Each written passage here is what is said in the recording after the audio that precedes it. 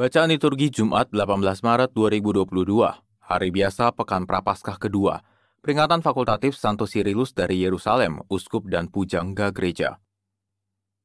Bacaan dari Kitab Kejadian.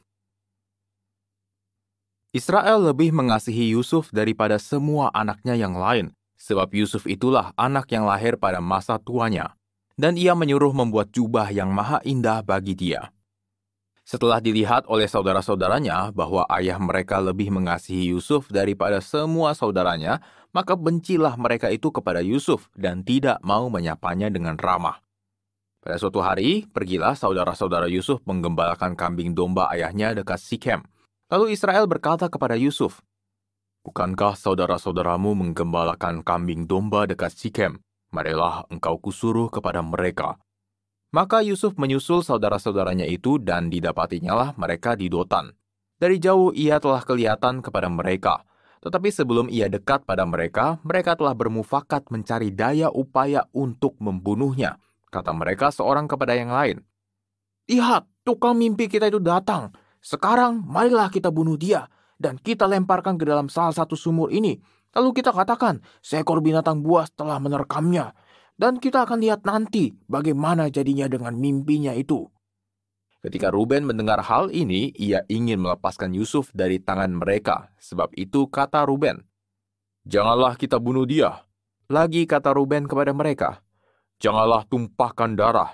Lemparkan saja dia ke dalam sumur yang ada di padang gurun ini, tetapi janganlah apa-apakan dia."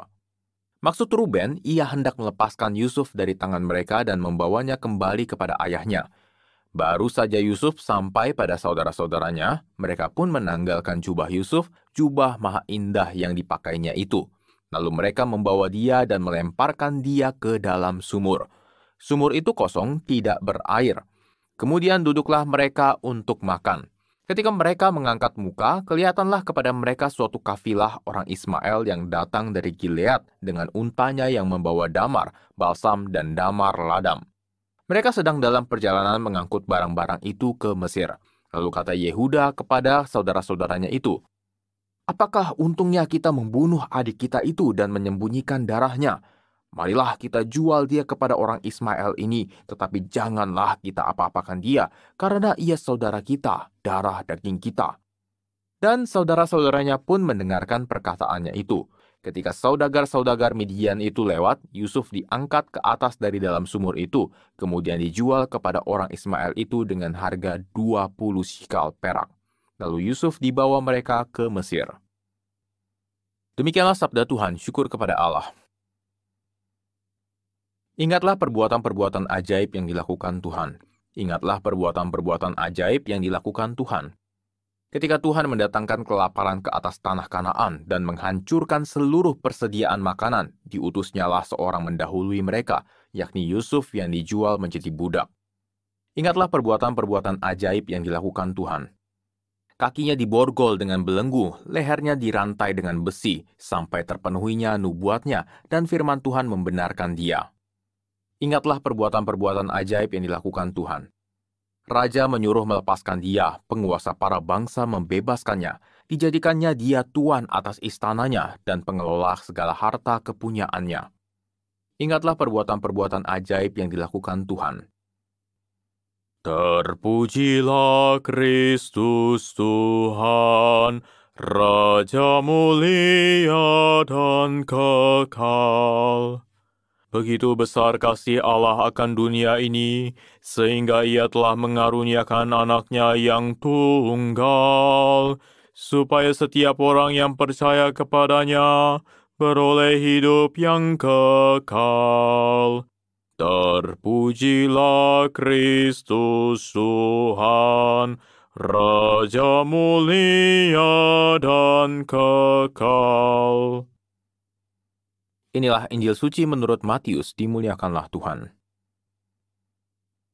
Sekali peristiwa, Yesus berkata kepada imam-imam kepala serta tua-tua bangsa Yahudi, "Dengarkanlah perumpamaan ini. Seorang tuan tanah membuka kebun anggur dan menanam pagar sekelilingnya.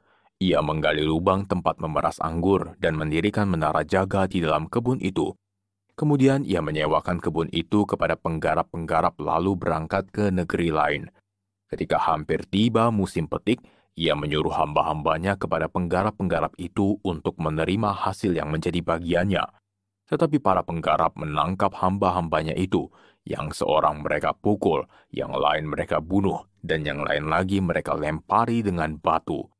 Kemudian tuan itu menyuruh pula hamba-hamba yang lain lebih banyak daripada yang semula, tetapi mereka pun diperlakukan sama seperti kawan-kawan mereka. Akhirnya tuan itu menyuruh anaknya kepada mereka, pikirnya, anakku pasti mereka segani. Tetapi ketika para penggarap melihat anak itu, mereka berkata seorang kepada yang lain, ia adalah ahli waris, mari kita bunuh dia supaya warisannya menjadi milik kita. Maka mereka menangkap dia dan melemparkannya keluar kebun anggur itu, lalu membunuhnya. Maka apabila tuan kebun anggur itu datang, apakah yang akan dilakukannya dengan penggarap-penggarap itu? Kata imam-imam kepala dan tua-tua itu kepada Yesus, ia akan membinasakan orang-orang jahat itu, dan kebun anggurnya akan disewakannya kepada penggarap-penggarap lain yang akan menyerahkan hasil kepadanya pada waktunya. Kata Yesus kepada mereka, belum pernahkah kamu baca dalam kitab suci, batu yang dibuang oleh tukang-tukang bangunan telah menjadi batu penjuru? Hal itu terjadi dari pihak Tuhan, suatu perbuatan ajaib di mata kita.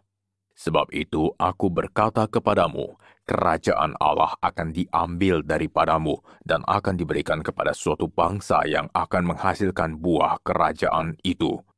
Mendengar perumpamaan Yesus itu, imam-imam kepala dan orang-orang Farisi mengerti bahwa merekalah yang dimaksudkannya. Maka mereka berusaha menangkap dia, tetapi mereka takut kepada orang banyak karena orang banyak itu menganggap Yesus nabi. Demikianlah sabda Tuhan, terpujilah Kristus.